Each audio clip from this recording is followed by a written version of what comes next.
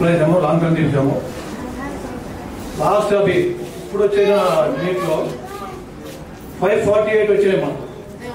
మాకు కంపల్సరీగా మాకు నీకు సీట్ వస్తుందని మాకు ఒక భరోసా ఉన్నది.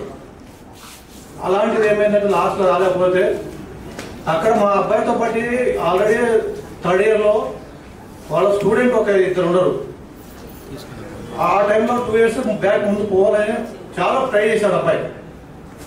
అయితే నేను పంపించడానికి నాకు మనసు లేదు, పంపించదలుచుకోలేదు.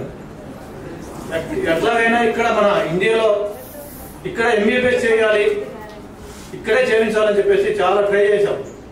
గోసాల లైట్లో 2 సంవత్సరాలు చేయించాను.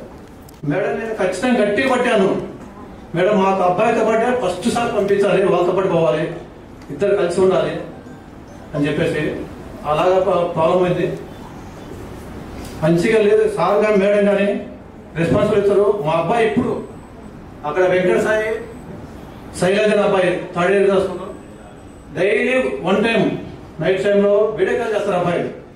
నేను డైలీ చూస్తున్నాను అబ్బాయి దగ్గర బాగా రెస్పాన్సిబుల్ ఉంది. అక్కడ మంచిగా ఫుడ్ గురించి, అక్కడ రెస్పాన్సిబుల్ గురించి మంచిగా చెప్తుండ్రు.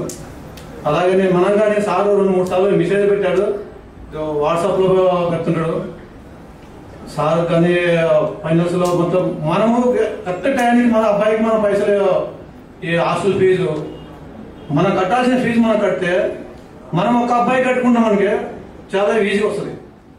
సార్కి వచ్చేసి ఒక 100 మంది కట్టాలంటే చాలా కష్టంగా ఉంటుంది. 2 సార్లు సార్కి మెసేజ్ నేను చూశాను, కట్టని వాళ్ళు చాలా మంది ఉంటారు. అలా మనం ఒక్కసారి ఈ నెల కట్టలేకపోయినా నెక్స్ట్ మంత్ అయినా సార్ దగ్గర రిక్వెస్ట్ తీసుకొని నెక్స్ట్ మంత్ కానీ కట్టామంటే సార్కు చాలా ఈజీగా ఉంటుంది. మనం కానీ ముందుకు వెళ్తాము. మన అబ్బాయి గురించి మనం ఏదైనా ప్రాబ్లం ఉన్నా కానీ సార్ దగ్గర డైరెక్ట్గా మనం మాట్లాడచ్చు.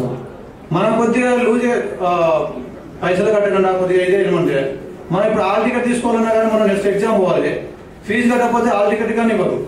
ఇప్పుడు కాలేజీలలో ఎక్కడ చూసినా కానీ అందు గురించి మనం కానీ సార్కు హెల్ప్ మన ఇది చేసి మంచిగా ఉండాలని చెప్పేసి మేము నమస్కారం సార్.